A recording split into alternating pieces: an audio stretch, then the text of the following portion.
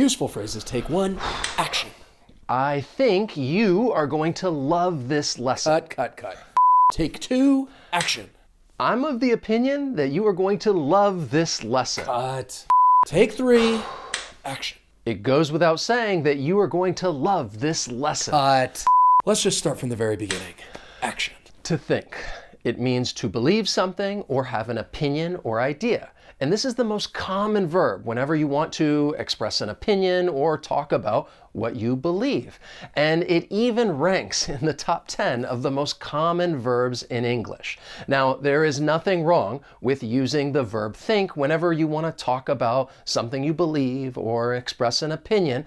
However, as your teacher, I want you to feel comfortable using a variety of phrases in different situations, and I want to help you be a little more precise and just add a little more flavor to your conversations and discussions. And if you are someone who likes building your vocabulary and learning new phrases, please subscribe, turn on notifications. That way I can become your teacher. My name is Wes. The channel is Interactive English. It's all about trying to help you reach your fluency goals. So let's begin with that very common verb, think. And if you are going to use this verb and say, I think, I would recommend that you include an adverb. That gives it a little more flavor, a little more emphasis, and there are some common adverb-verb collocations. So you could say, I really think, or I definitely think, or I certainly think. These are very common and useful in just casual conversation. And if you're wondering which of these phrases is more often used among native speakers, then we can check out Ngram Viewer to see just how often they are used. And as you can see, the phrase I really think is just crushing it. I really think you should use an adverb if you are in fact going to use this phrase. Now let's continue with another verb that is also very common, and that is feel. I think, I feel. On the surface, these phrases really have the same meaning, but specifically, when you say I feel, it refers to having a particular opinion about something or just a particular attitude towards something. So this slight nuance is probably what you think it is. You think with your brain and you feel with your heart. And I want to give you a little mini quiz, and I want you to fill in the blank. Which verb are you going to use? Think or feel? You made a mistake. I think that you made a mistake. This is your belief. That I could have done more to help.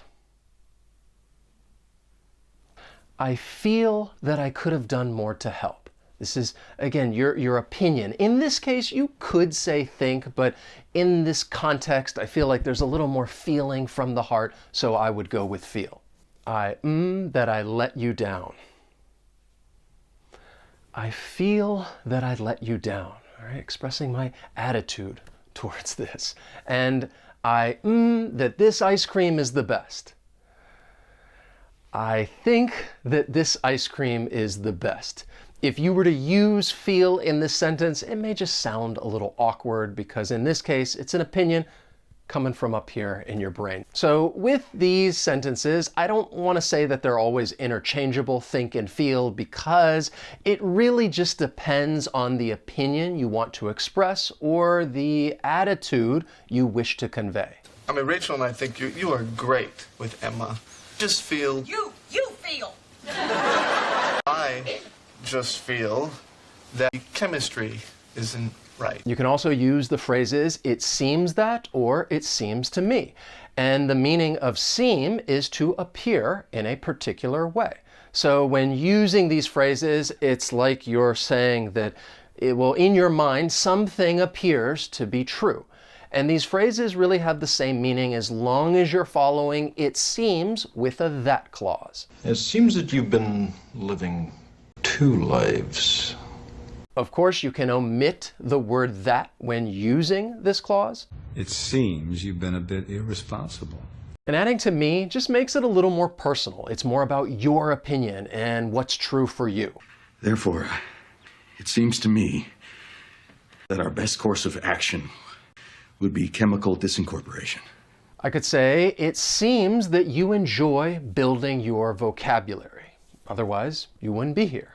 Or, it seems to me you enjoy building your vocabulary. Either one works. Now, it seems to me that you are also someone who likes to practice and improve your speaking skills. And if that's the case, I strongly feel, and I'm adding emphasis, this is from the heart, I strongly feel you should check out my speaking course. And I definitely think you should click on the link down below in the description, and when you do, you will find a special discount just for you. The course is all about helping you speak confidently, speak clearly, and speak naturally. Each week there is a different speaking topic. You will learn vocabulary related to that topic. We do engaging speaking activities. We warm up each lesson with pronunciation or connected speech. I'll also teach you some of the language nuances, like when to use certain words and phrases, and there are pronunciation video lessons included in the course. So check out the link down below if you'd like to sign up or learn more about the course, and I just hope to speak to you soon. Let's continue with some more precise phrases to help you talk about what you believe or express an opinion instead of saying, I think. And the next phrase that I have for you is, as far as I know, or you could say, so far as I know. It's used to say what you think is true, although you do not have all the facts. So you're expressing a little uncertainty. It's like, based on the information, this is what you think is true, but you're not entirely sure. Often this phrase will come at the beginning of a sentence or clause and is used to introduce your thought. And again, this is usually in response to someone asking what you think or just inquiring about something. So if I were to ask, do you think it's important to learn English? And the response might be, as far as I know, learning English is becoming increasingly important. She wouldn't tell me. I said, what happened? And she said, it's not important. Interesting. What? As far as I know, there's only two ways you can injure your neck. Now the phrases, as far as I know, and so far as I know, are really interchangeable, but as you can see, it's more common for people to use as far as I know. As far as I can tell, it's more often used in casual conversation, and personally, this is the phrase that I would use, as far as I know. Now let's continue with another phrase that I just mentioned, as far as I can tell. Or you could say, so far as I can tell. These phrases are used to say what you have noticed or understood. As far as I can tell, your English is great. And this is just what I have noticed communicating with you in the comments. And because you're here building your vocabulary, so far as I can tell, you are a diligent learner. And that's just what I have understood. I just used both of them. These phrases are interchangeable, and once again, they're really going to come at the beginning of a sentence or clause. I can't show you which of these phrases is more commonly used because they're too long for Ngram Viewer, but I have no doubt that people more often use the phrase as far as I can tell. And I'm just leading you into the next phrase that I want to talk about, which is, I have no doubt. This is used to emphasize that what you are saying is true and is likely going to happen, and you're really expressing confidence. I have no doubt that their lives and the lives of their families have been threatened. But other times, it could sound a little arrogant and cocky. I have done nothing more than my duty, my lady. I have no doubt that on my return, Robin's skills will have improved immeasurably. Ah, that little finger, he was just so smug. And in Game of Thrones, I had no doubt he was a bad person. I was under the impression. This is the next phrase that I want to talk to you about. It means to think or believe that something is true, especially when it is not. So you're often going to use the verb to be in the past tense. It's like you're saying, I thought this was true, but it turns out not to be the case.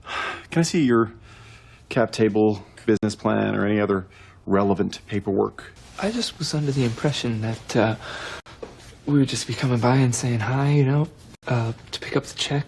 I was under the impression that you would hit the like button. I hope it's true. It may not be true, and I guess I will never know unless you want to tell me down in the comments. Then we have the phrase, it goes without saying. This is used to say that something is obviously true, and you're going to follow this phrase with the word that. It goes without saying that fast food is not very healthy. It goes without saying that some flights will get canceled over the holidays. I just hope it's not one of ours. It goes without saying that this video lesson must come to an end, and that's what happens with all great things. But let's get a little review. I have no doubt that you can learn these phrases and go out and practice using them, because as far as I can tell, these phrases will help you develop your overall speaking fluency, and it seems to me that you will come across them in just everyday conversation. Now, I feel that this is the appropriate time to end the lesson, and I was under the impression that you would go on to watch another video lesson. And I think it goes without saying that I will have another new lesson for you in the future.